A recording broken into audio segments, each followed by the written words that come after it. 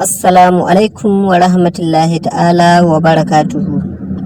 Jama'a masu sauraronmu da kallonmu a daidai wannan lokaci, ina ma kowa fatan alheri. Kamar yadda muka saba yau ma ga mu tafe da karatun malam. Na fatar kowa zai kallo lafiya kuma za ku saurara lafiya. Akarmakallahu bismillah. نبينا محمد وعلى آله وصحبه ومن والاهم بإحسان إلى يوم الدين وبعد.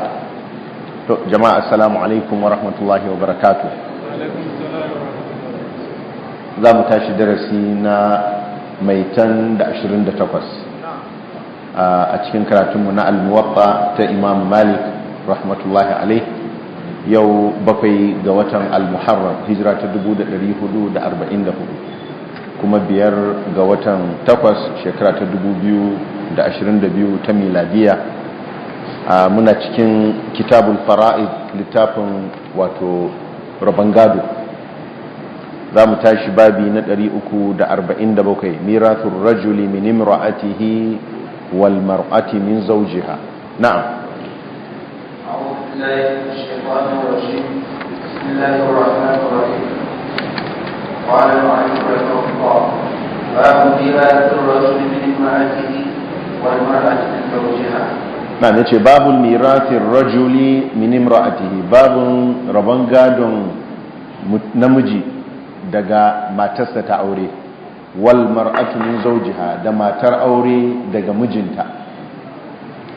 Waɗannan su ne jinsi na biyu na ashabul furu, waɗanda suke da yankakken kaso na gado, masu farali. Mun yi mirathus sul, rabon gadon 'ya'ya na tsatso. mun ga daga cikinsu yaushe ne suke samun kaso wanda yake na farali, shine 'ya ta ciki da kuma 'yar ɗa komai nisanta, jika kenan. Idan ita kaɗai ce nawa za a bata? 'ya ko 'yar ɗa idan babu wani magaji tare da sai ita 'ya ɗin. 'ya nawa ne kasonta?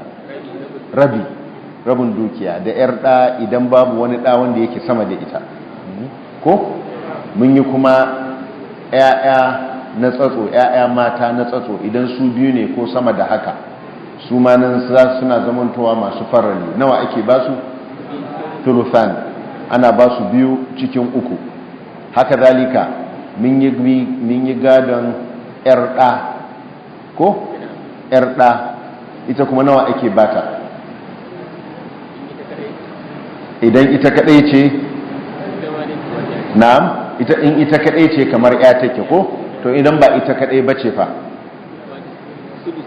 Sudusi. Yaushe ake bata sudusi? In ta hadu da 'ya, in ta hadu da 'ya ita kadai guda daya, sai a bata sudusi takmilatul thuluthain, dan su cika kason sulusi guda biyu. Tunda ta zamanto kamar 'ya, to tare da wata 'yar sai su zamanto kamar an sami 'ya'ya mata biyu kenan, sai a ba su thuluthan. To anan ana bata sudus.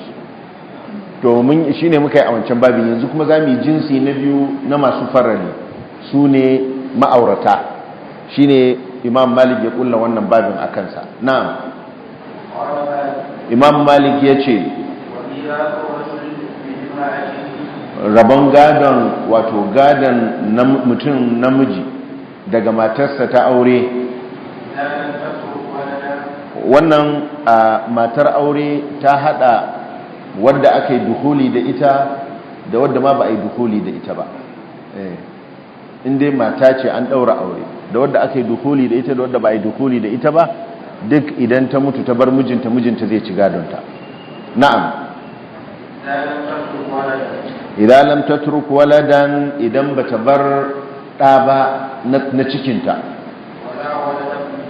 wala waladabni, kuma bata bar ɗan ɗa ba, jikanta kenan na cikinta, ɗan ɗanta na cikinta. Minhu, daga wannan mijin nata, aw min ghairihi, ko wani mijin daban wanda da ta aure shi, fa'annis, to shine a bama shi mijin rabi. rabin dukiyar matarsa, nisfi za a bashi. In nisfi za a bashi in matarsa ta mutu, to kaga kenan wannan ya nuna cewa namiji daga cikin maza akwai wanda suke samun kaso na rabin dukiya, su ne wanda suke samun kaso na rabin dukiya farali ne wannan, to shine miji da sharaɗi cewar wato babu ɗaɗin nan kuma ana nufin namiji ko mace, ko ɗa na ciki ko ya ta ciki, ko kuma ɗan ɗaɗin nan shi kansa ko namiji ne ko mace ne, wato jika ta fuskar ɗanta, kuma sawa'un wannan ɗan nata ne namijin ne ko ba nashi ba ne, inda ya ɗanta ne, sawa'un shi ne ya haifa mata, shi ta haifa ma ɗan ko wani mijin daban ta haifa ma ɗan, dole zai zo ya nuna isassa, duk da ba mahaifinsa ba ne, amma dole sai ya rage ma rabon wannan mijin nata. Na'am, idan ta bar ɗa ko kuma ta bar ɗan ɗa, zakaran kana au unsa, namiji ne wanda ta bari ɗin ɗan au unsa ko ta mace ce,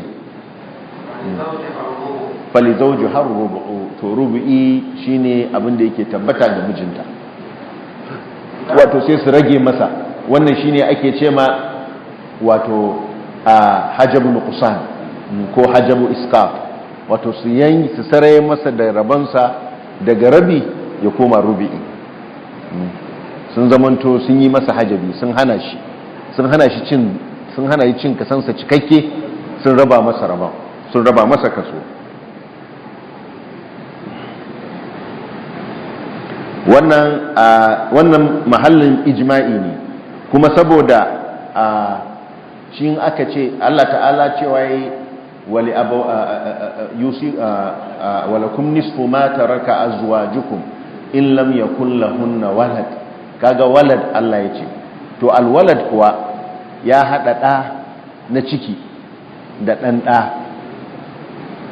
jika komai nisansa, jika da taba kunne inda ta fuskar ɗa ne namiji biyu, kuma ɗan nan namiji ne ko mace, saboda haka da ɗa da ya na cikin mutum duk kowane daga cikinsu a larabci walad ne. Haka zalika ɗan ɗa da ‘yar ɗa su ma kowane daga cikinsu walad ne, duk za su hana mijin mahaifiyarsu, sawa'un mahaifinsu ne ko ba mahaifinsu ba, za su hana shi cin rabi su mayar da shi cin rubu'i. Na'am, bayan zartar da wasiya da ita matar wadda ta rasu take yin wasici da ita, audain ko kuma bayan biyan bashi wanda yake a kanta. Nan duk da an kaddamar da wasiya da ake bai nuna wasiya ake fara yi ba. Ijma'i ya nuna bisa ijma'i sai an kaddamar da bashi kafin wasiya, tunda ba a bar wajibi ba a je zuwa ga abin da yake mustahabbi. Saboda haka yanda nan Imam Malik ya ambace shi ne saboda bin yadda ya zo a cikin Alkur'ani, tunda Allah cewa min ba'di wasiyatin yusina biha aw dayn. To amma da Allah ya ce min ba'di wasiyatin ba yana nuna wasiyar ake fara zartarwa ba, sai an biya bashi sannan a zartar da wasiya, sannan a yi rabon gado bisa wannan tartibin. Farkon abin da ake yi da dukiyar mamaci idan ya rasu shine takalifin binne shi, kudin likafani da kudin haƙar kabari da kudin ɗaukan nauyinsa da za a yi, duk inda ake biyan wannan duk daga dukiyarsa za a yi, kuma ita ake ƙaddamarwa. Idan ba abin da ya bari sai wannan dukiyar, to magada ba su da gadon komai, domin wannan abu ne wanda ya rataye da zatinsa ci haƙƙin kansa. To bayan an yi wannan kuma sai a je bashi, bayan an biya bashi to sai kuma a zo a zartar da wasiya da sharaɗanta. Za mu zo babin wasiya mu je da sharaɗanta suke. To bayan wasiya idan abin da ya saura, to shine kuma sai a duba a ga to suwaye magada. an gama gada to sai shi ne wannan za a raba musu bisa farillar da Allah maɗaukakin sarki ya sanya wanda muke karantawa a na'am.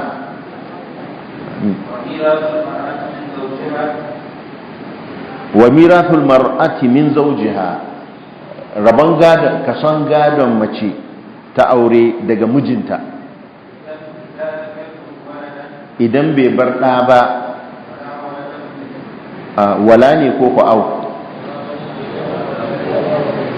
to wala dabni kuma bai bar ɗan ɗa ba, arrubu'u wannan ɗan ɗa komai ƙasansa, arrubu'u shine a bata rubu'i. Na'am, sannan za ta ci gado? a inda aka riga aka ɗaura aure da ita shikenan mata ce, za ta ci gado. Shi yasa za ta yi masa takaba shi yasa za ta yi masa takaba.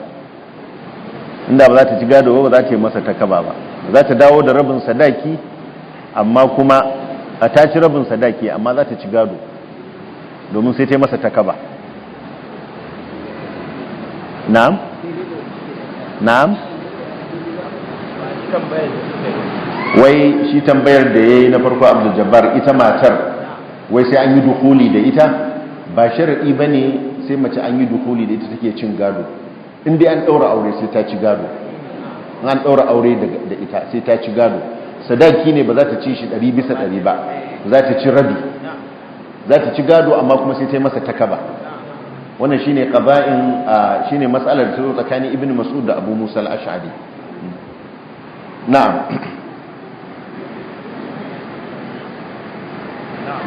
Na'am, sai kuma wace ce ta biyu?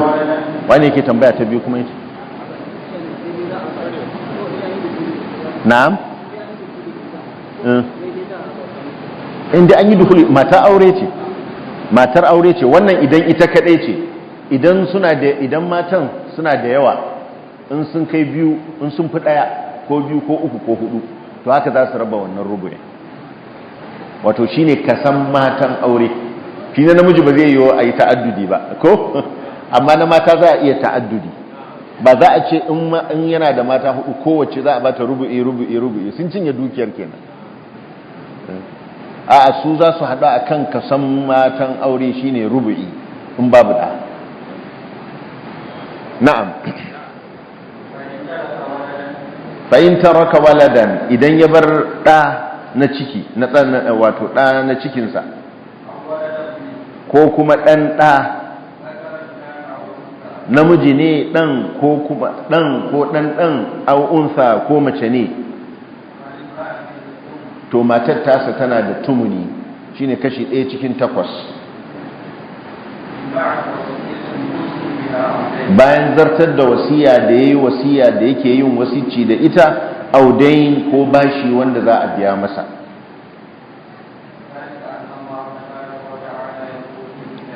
Bayanin wannan kuwa shine Allah tabaraka wa ta'ala yana faɗi a cikin littafinsa,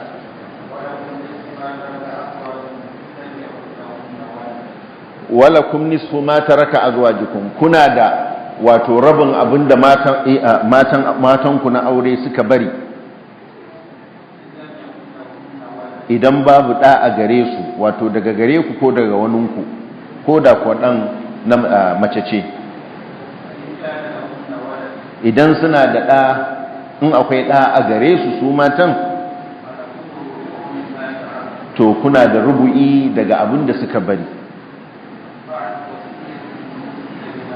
Bayan wasiya da ake zartar da ita, bayan zartar da wasiya da suke yin wasici da ita, audain ko kuma bayan biyan bashi.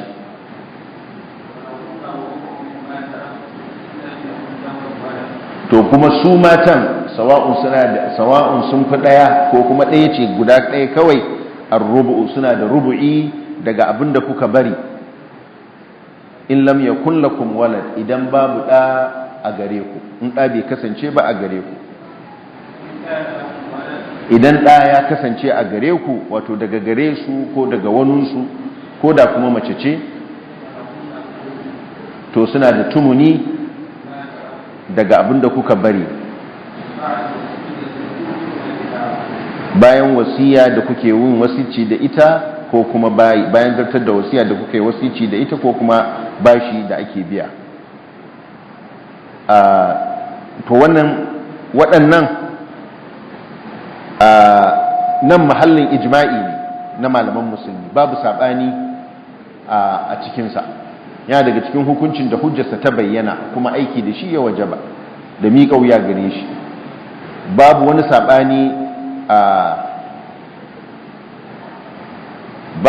saɓani akan wannan. Duk wanda kuma ya saba bisa ijtihadi to sai a dawo da shi a ce to ga abinda hujja ta bayyana a kansa. Wannan mahallin ijma'i ne. Kuma wannan ya nuna cewar wasiya an shar'anta wasiya wato ana aiki da ita komai kankantarta komai girmanta, illa abin da ya zo na taƙidi a cikin hadisi, wanda ya zo na taƙidi a cikin hadisi kamar yadda za mu ga hukuncinsa cewa kar ta wuce sulusun dukiya kuma kar a yi wasiya ga wanda yake magaji ne. Kuma hatta wato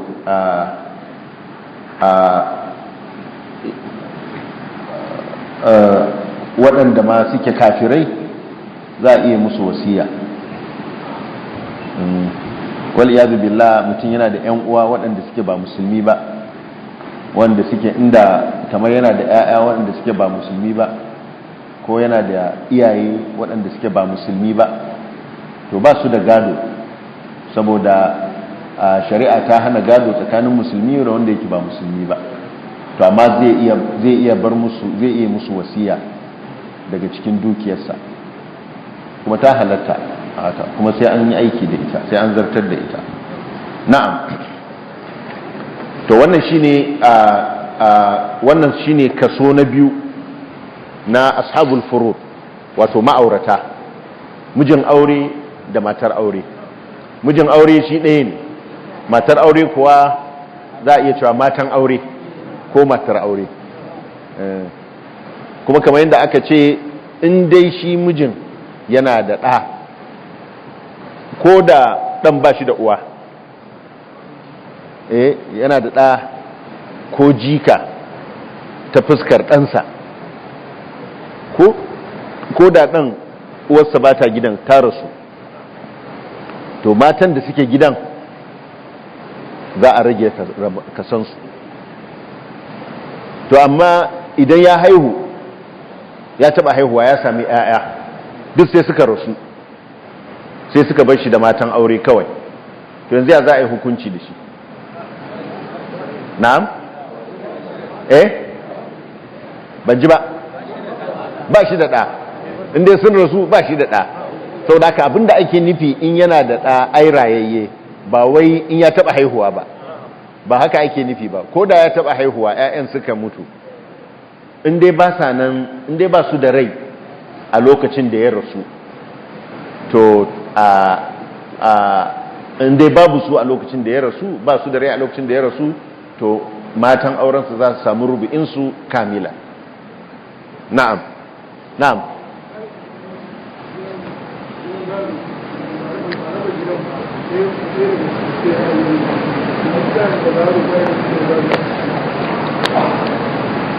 An bar gida gado, ba a raba gidan ba. Maza guda biyu, mai alaƙarsu da wanda ya bar gidan?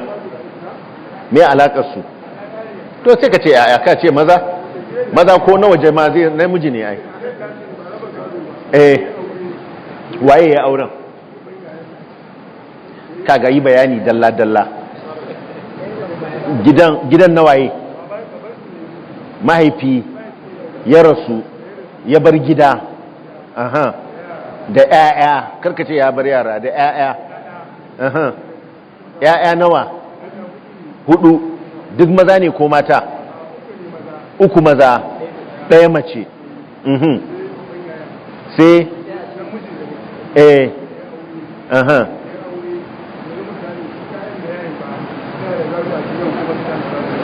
a 'ya'yan da ya haifa ta yaya za su ci gado bayan ga 'ya'ya?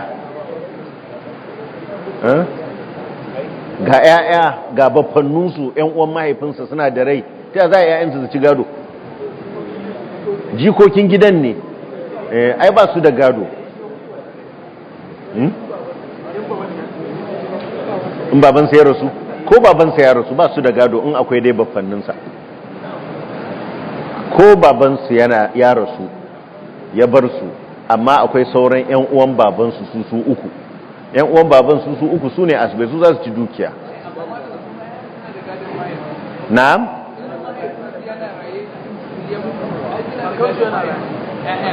suna da gadon mahaifinsu suna da gadon mahaifinsu idan mahaifin nasu ya rasu bayan mutuwar mai gidan mahaifin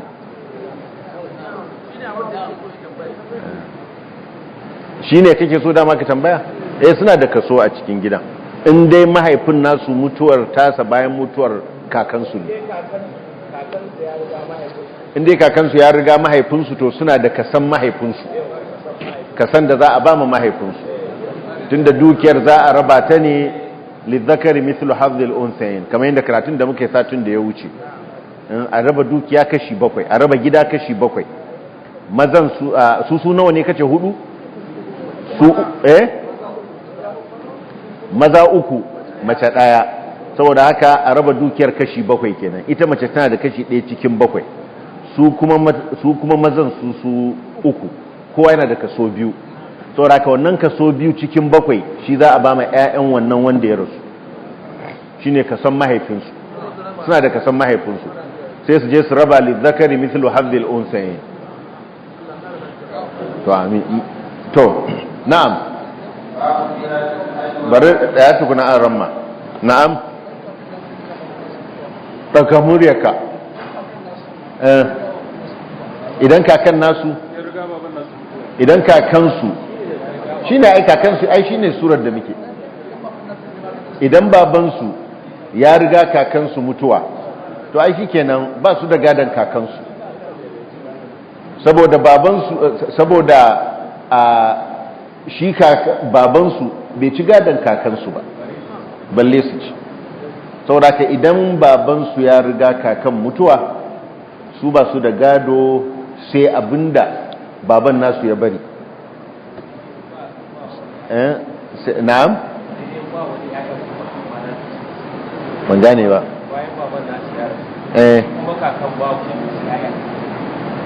shi kan kakansu in dai babansu ya rasu kakansu kam aina da gadon ɗansa yana da gadon ɗansa in akwai su kaga shi ya zamanto uba ne sudusi za a bashi kamar yadda za mu zo a wannan babin su kuma su ɗauki dukiya su raba lizzakari mithlu hadhil unsayin na'am na'am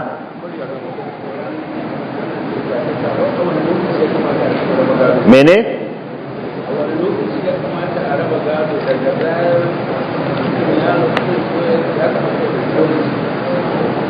za a raba gado idan ko da ɗaya ne daga cikin magada ya kira a raba gado babu wata ka'ida da ta ce dole ga lokacin da za a raba gado idan wani ko ɗaya ne daga cikin magada ya nemi a raba gado za a raba sai a hali ɗaya kawai cewa idan akwai ciki ba a san cikin namiji bane ko mace to shine wannan a tsaya a ga tukuna me za a haifa ko kuma a raba a yi rabo biyu a yi rabo a kan cewar wato mace ce saboda haka idan ya taso namiji to sai a koma kowa a ce to kawo abinda za a cika mai wancan nasa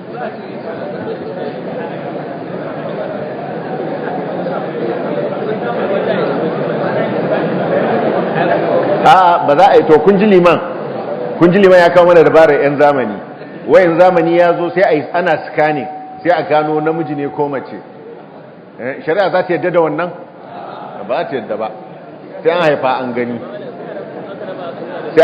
an gani wannan ba zai zama to yaƙini ba domin wannan zannun rajihi ne sau nawa za ka ga an yi ɗauka cewa mace ce sai kuma ga an zo an haifi namiji daga scanning ɗin to raka ba yaƙini yake bayarwa ba don haka yaƙini in aka haifa na'am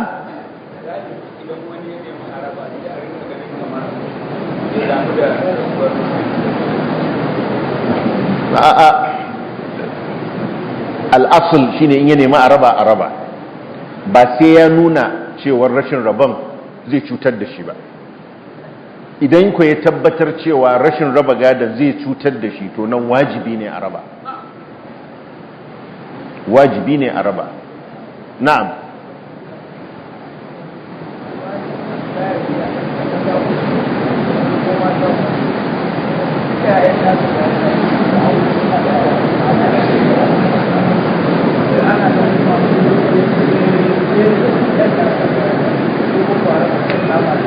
Sai me? Ɗaya daga cikin 'ya'yan nasa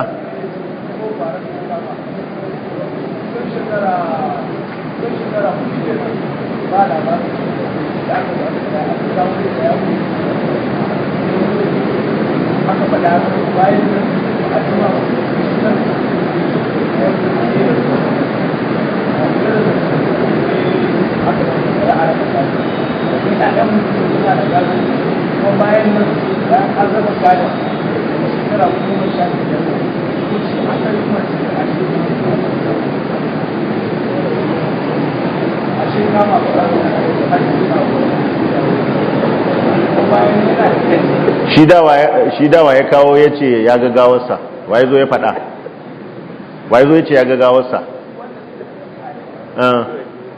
Shaidan mutum nawa ce, mutum nawa ne suka ce sun ga gawar, shaidun da yawa suka ce sun ga gawar. A'a, karkace sun yi hukunci bisa ba labari, ganin gawa na ce, ba wai sun ce tun da ba sun gani ko sun ji. Sun gani su nawa ne. In labarai aka kawo ba za a yi aiki da shi ba, ba za a yi aiki ba a wai tambayar da yake mutum ne yana da 'ya'ya 4 maza 'ya'ya 3 mata, to ɗaya daga cikin 'ya'yan sai 'yan boko haram suka kama shi, saboda haka sai daga baya sai aka zo aka kawo labari cewa ai an gagawarsa ya rasu kuma yana da 'ya'ya. To bayan nan kuma sai mahaifinsu sai ya rasu, to wai su 'ya'yan suna da gadon mahaifin kenan, mahaifin wannan wanda aka sace shi din suna da gado, kuma wai bayan shekara 15 sai gashi ya bayyana.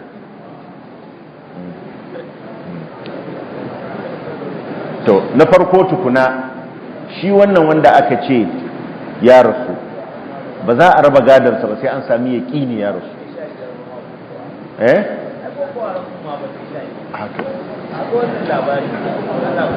A'a shekara 13 dai ko haka ne. Almuhim barayi sun kama shi kenan ne, neman hukunci yake ko ba waye dai an kama shi. To na farko dai 'ya'yan ba su da gadon kaka tunda mahaifinsu ya rasu alhali kakansu yana da rai, saboda haka kakansu shi yake da gadon mahaifinsu, su ka ba su da gadon kakansu. To raka wannan shine dai amsar tambayanka. Kasancewar daga baya kuma ya zo ya bayyana bayan shekara 15 ya zo ya bayyana, to na farko tukuna bai halatta a raba gadonsa ba a bisa jita-jita ko a bisa maganganu. Dole sai an samu shaidu guda 2 amintattu wanda za su yi shaida akan mutuwarsa. don an samu shaida akan mutuwarsa to shine za a raba gadonsa. to idan an riga an raba gadonsa daga baya ya bayyana, to duk wanda aka ba su rabon gado sai sun amayo shi a dawo masa da dukiyarsa. Na'am. Amin. babu mirasil abi wal ummi min waladihima, babun kason gadon mahaifi da mahaifiya daga 'ya'yansu, wato 'ya'yansu da suka haifa, shine mahaifi daga 'ya'yansa mahaifiya daga 'ya'yanta, ko kuma mahaifi da mahaifiya daga ɗan da suka haifa tare. Na'am. Maliku ya ce al'amari wanda yake shine abin gamo a kansa a wajenmu mu wato malaman Madina, wanda yake babu saɓani a cikin wannan lamari, kuma wanda yake a kansa ne na rizki mazowa ilimi a garinmu na Madina kenan, cewa kason gadon mahaifi daga ɗansa na cikinsa ko ‘yarsa ta cikinsa, to akwai tafsili, to ku saurara ku ji yadda yake, wato akwai tantancewa cewa idan shi wanda ya rasu ya bar ɗa, in tarakal mutawaffa waladan aw waladabnin, idan wanda ya rasu ya bar ɗa ko ɗan ɗa namiji,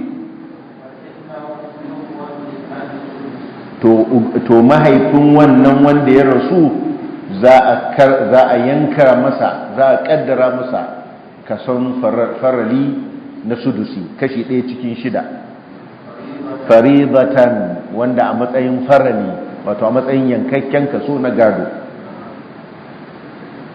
sai ya zamanto ragowar kuma sai ɗa ya ɗauka.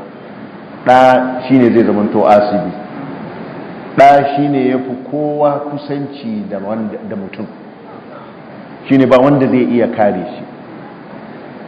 Hatta uba in akwai ɗa, to sai uba ya ce a sai dai a baka kaso, sai dai a bashi kaso. Haka zalika jika, in akwai jika, duk ana maganar namiji fa, amma in akwai jika namiji, to shi jikan shi zai dauki dukiya, uba sai dai a bashi farali, a bashi sudusi, kashi 1/6. Na'am, wannan idan ɗaɗin namiji ne. Amma idan kuma abinda shi mamacin ya bari, wanda wato mu dawo dai kan muslihu da salih ɗin, idan a ce muslihu da ya rasu, muslihu ya bar mahaifinsa, ya bar ɗansa na cikinsa, to nawa za a ba mahaifin muslihu? Sudusi. Ɗansa na cikinsa fa sai ya kwashe sauran dukiyar. To muslihu ba shi da ɗa, amma akwai ɗansa, jikansa, amma yana da mahaifi. Mahaifin nawa za a ba shi? Sudusi. Jikansa nawa za a ba shi? Sai ya kwashe dukiyar. To idan muslihu ya gare shi, ba ɗa ba, ya ta cikinsa, kuma yana da mahaifi, to nan yaya za a yi? Dukiyar a za a ba ta rabi, shi kuma mahaifi sai ya sauki sauran. A nan mahaifi sai ya zamanto asibi, sai ya zamanto asibi mai ɗauke sauran dukiya, tunda ba ɗa namiji, tunda ba ɗa namiji. Kuna fahimta? To mu je.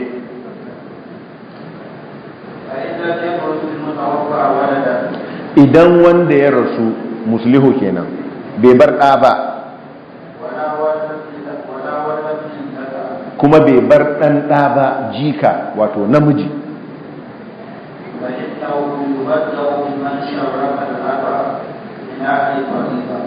to sai a fara da waɗanda suka yi tarayya da mahaifin, min ahalil fara'id, daga ma'abuta wato masu farali. Min ahalil fara'id ya ce min ahalil fara'id, daga masu cin gado da farali, sai a fara da su,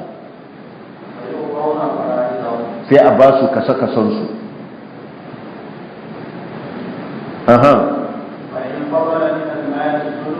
Idan abin da ya saura na dukiyar sudusi ne, ko abin da ya saman da sudusi, sai a ba ma kana lil'abi ko dai furida. fama kana lil ab to sai ya zamanto wannan abin da ya sauran sai ya tabbata ga mahaifin. Wa in lam yafdul anhum sudus, idan sudusi bai yi saura ba daga kaso-kason da aka bama masu farali, fama fawqahu ko abin da ya sama da sudusi, to sai a farlanta mai, sai a yanka mashi uban a sudus a matsayin farali. Kun fahimta? Wato idan babu ɗa babu jika namiji, to a nan uba shine asibi,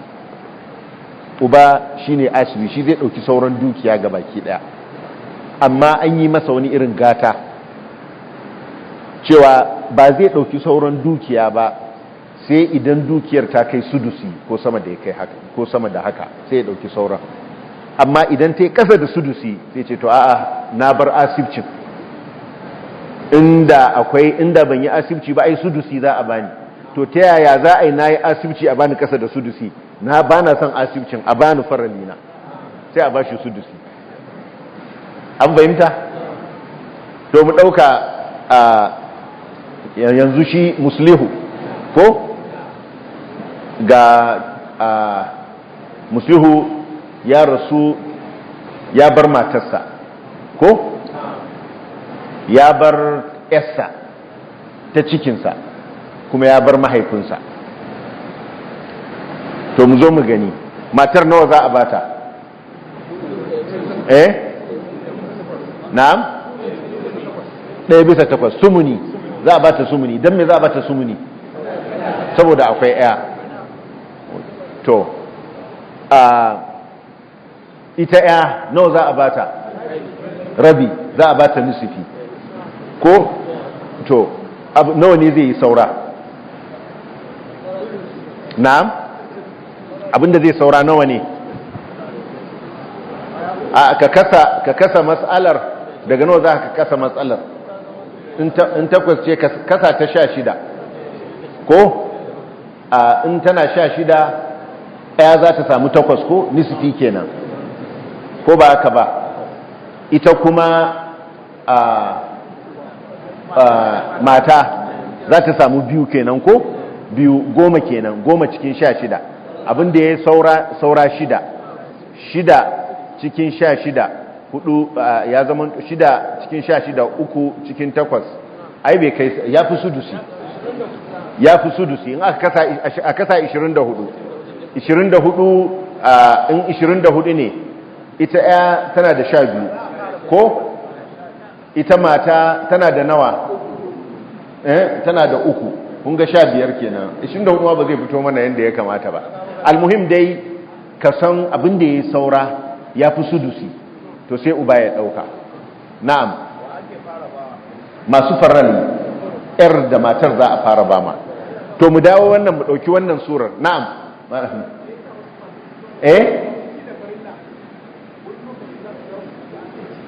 Za su ci da asibci. To ai shine halin uba din kenan, saboda ba zai yiwu ba uba ya ci kasa da sudusi. Wannan shine qada'u zaid. Kuma shine Malik ya faɗa. Mu ɗauki wata surar, mu ɗauka musliha ce. Musliha, an fahimta? Musliha ta rasu, ta bar ‘ya'yanta maza guda biyu, ‘ya'yanta mata guda biyu, ko? Ta bar mijinta, ta bar mahaifinta. To ‘ya'ya mata biyu da musliha ta bari, nawa za a ba su? Sulusani ko? To, miji fa nawa za a ba shi? Rubu'i za a ba shi, ko ba haka ba? Me yasa za a ba shi rubu'i? Saboda akwai ‘ya'ya. To, ga sulusani ga rubu'i, nawa za su taso kenan, nawa za su kama in ka raba matsalar cikin 12. Sulusani na 12 nawa kenan? 8 ko? 8 cikin 12. Rubu'i kuma ya zamanto nawa? Rubu'in 12 nawa ne? 3. 8 ga 3 11. Abinda ya saura nawa ne? 1 cikin 12. ɗaya cikin 12 ta ya za a iya ɗauka sai ya ce a'a ba na son faralin sai a koma ya ce a bashi sudusi amma aka bashi sudusi matsalar kuma za ta cinye dukiyar har wani bai samu ba da wa za a fara wa za a bama wa za a raba to shine sai a yi auli abinda suke cewa ilmin fara'id al'aul wato sai a ɗauko kasan da za a rarraba sai ya zamanto kowa dai ya samu daidai kasansa amma ba zai samu ainihin abin da ya kamata a ce ya samu ba daga cikin abin da yake na dukiyar daga ciki za a samu a yi masa shi ne abin da suke ce ma al'aul an fahimta saboda haka mahaifi yana ɗaukan kasonsa na asibci na sauran dukiya da sharaɗin cewar dukiyar da zai ɗauka kason bai yi ƙasa da sudusi ba sai in ya kai sudusi ko sama da haka in bai kai sudusi ba to sai ya fasa asibcin ya zo ya ce shi ma a haɗa shi tare da wanda ake ba ma rabo daidai wa daida a fara kuma babu zancen a riga wani kafin shi daidai wa daida za a kowannen su za a ba ma ya zo ya sahu da kafaɗa da su an fahimta? to mu ci gaba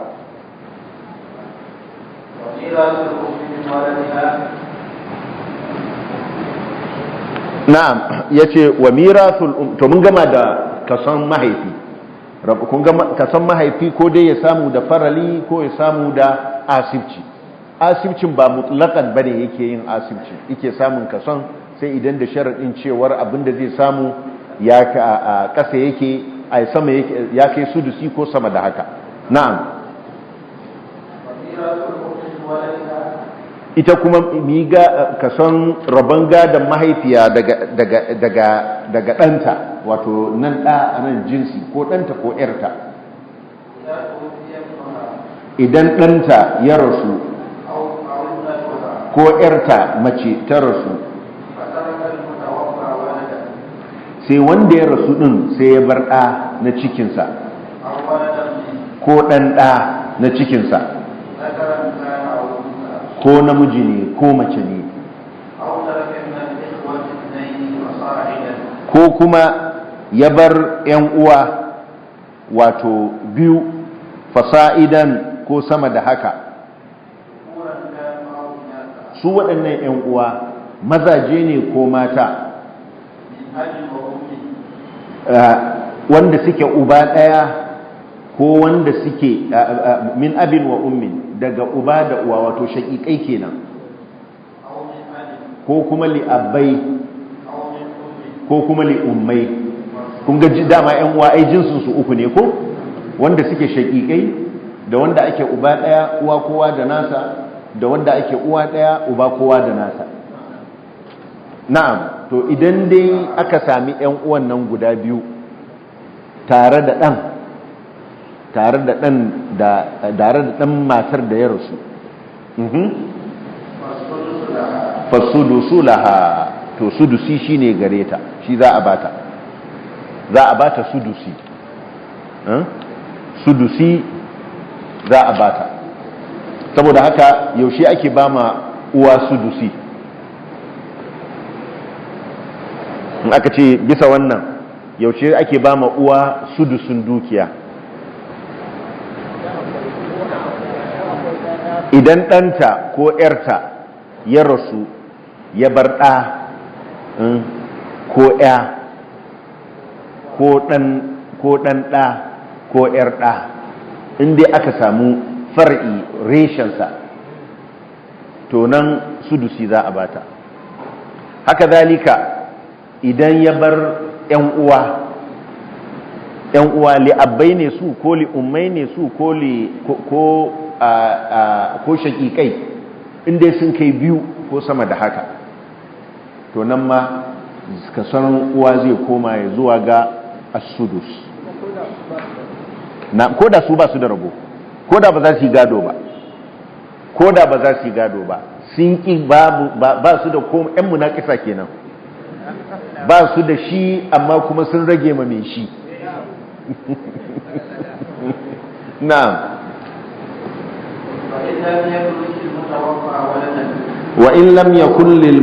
وإن لم يترك المتوفى ولدا idan wanda ya rasu bai bar ɗa ba kuma bai bar ɗan ɗa ba kuma bai bar 'yan uwa wato biyu ba ko sama da biyu, to fa inna lil ummi thuluth, to uwa tana da sulusi kamilan cikakken sulusi,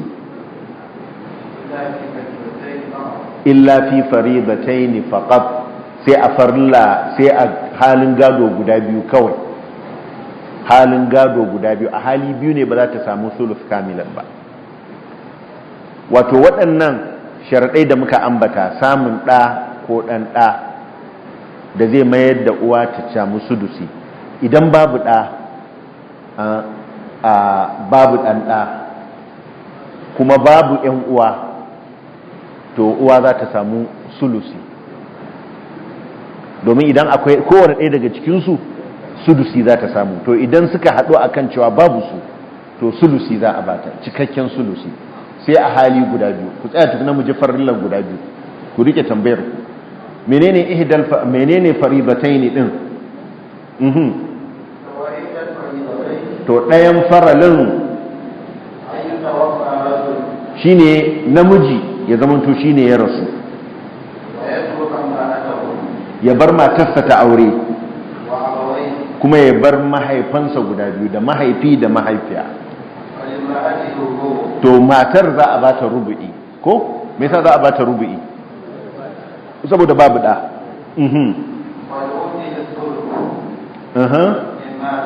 Uwar sai a bata sulusi na daga abin da ya saura, ba za a bata sulus ba. Wa huwa rubu'u, shine rubu'i daga ainihin uwar kudin dukiyar. An fahimta? Wato mutum ne muslihu ne ya rasu, ya bar matarsa, ya bar mahaifiyarsa da mahaifinsa. To matarsa za a bata rubu'i, ko abinda zai saura nawa ne?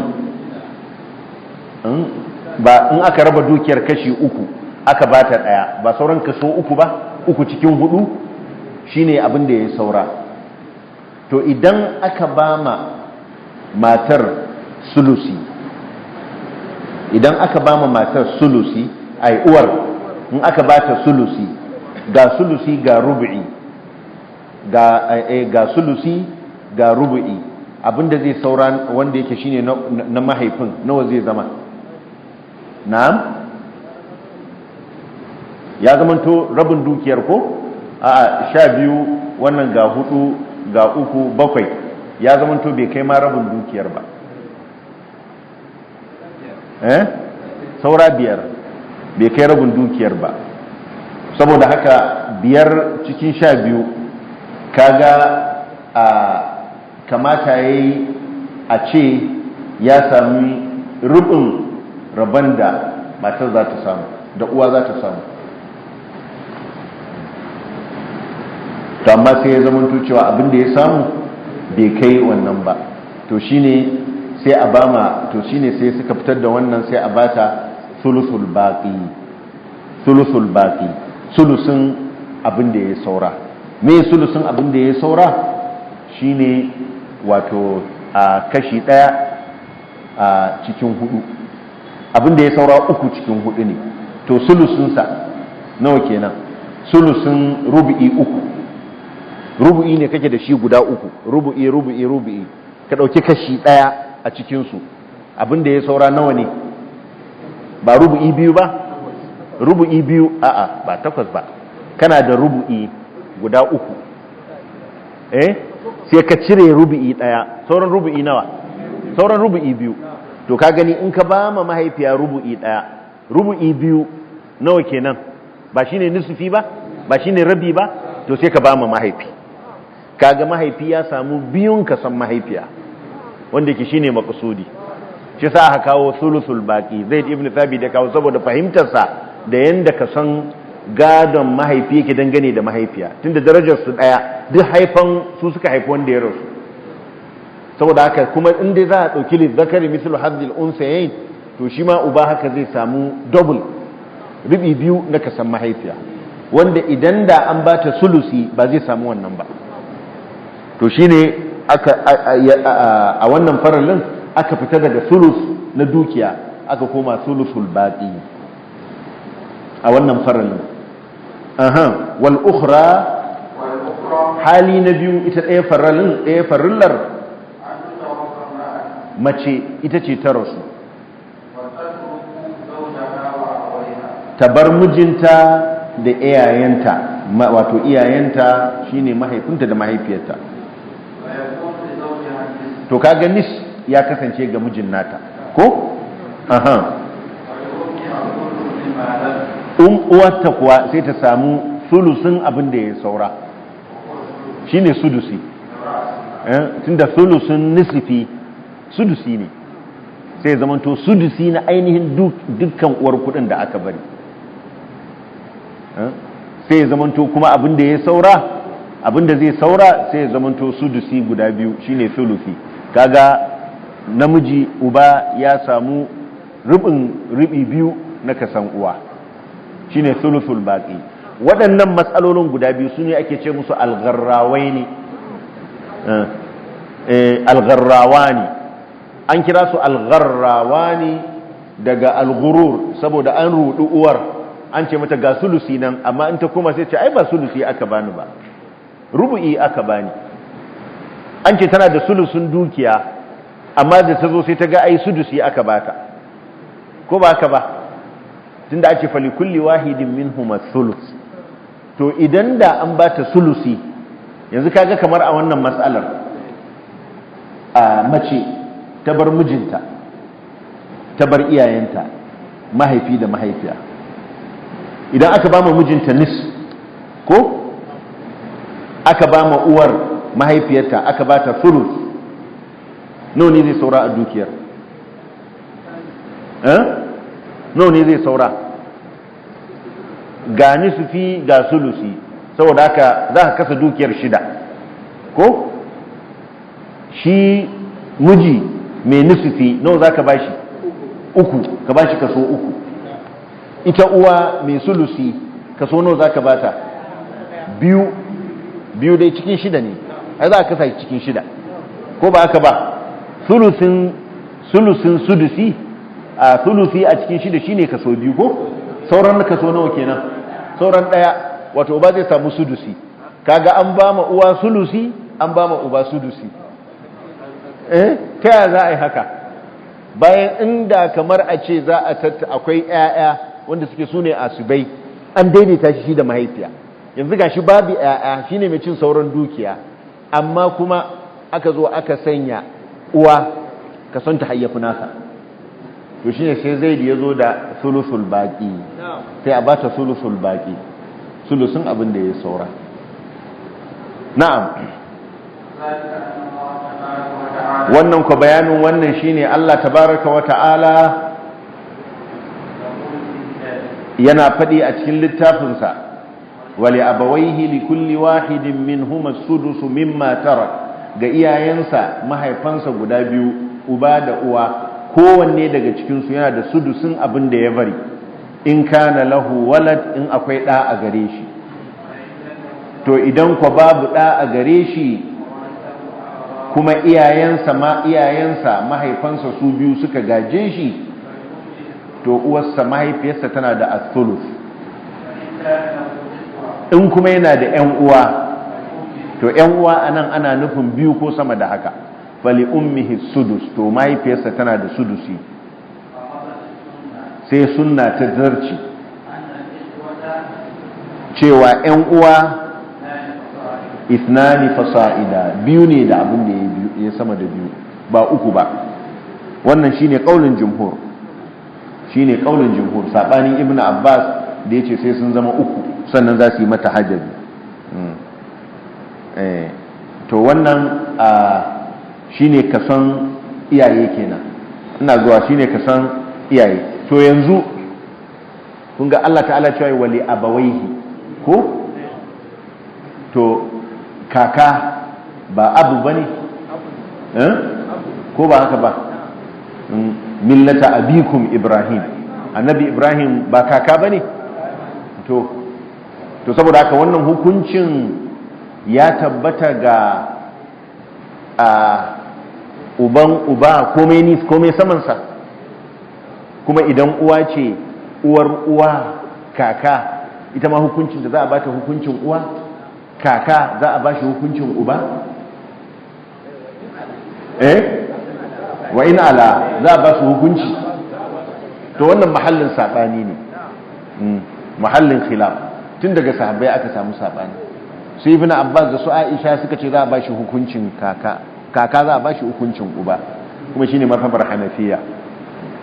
Su sayyidina Ali da ibn Mas'ud da Zaid ibn Thabit suka ce a'a, wannan hukuncin ya tsaya akan uba ne kawai, kaka hukuncinsa daban, saboda dangantakar kaka da mamaci kamar dangantakar yan uwa ne da mamaci, duk ta hanyar uba suka to, ko ba haka ba? Kaka ai bai zo direct zuwa ga mamacin ba, sai da ya biyo ta hanyar uba. yan uwa ba zo direct ga mamacin ba, sai da suka biyo ta hanyar uba. To ta yaya za a yi idan uba ya hana yan uwa gado, a ce kaka ma zai hana su gado bayan matsayin su daya? To shi yasa sai su zai suka ce a'a, wannan hukuncin ga iyaye ne kawai, banda kakanni. Kuma suka ce ai Allah ta'ala cewa ya mai wali abawaihi, cewa abawaihi su biyu, kaga kakanni sun fita. Wannan kuma shine mazhabar Malik da Shafi'i, kuma shine dai akanta Zaid ibn Thabit. Kuma ilimin rabon gadon mu anan mu da haka aka tafi, kakanni za su zo samu hukuncin su daban, wanda daga baya za mu zo shi insha Allah. Saboda haka yanzu mun yi ashabul furud guda nawa, masu farali guda nawa muka yi a wannan darasin? Na'am, to ku kirga mun su. A karatun yau abba, wancan makon baka zo ba.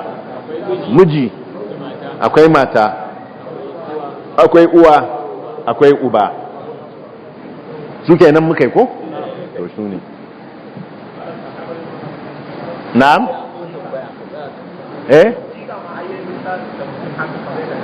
Ai shine sayyidina Umar yace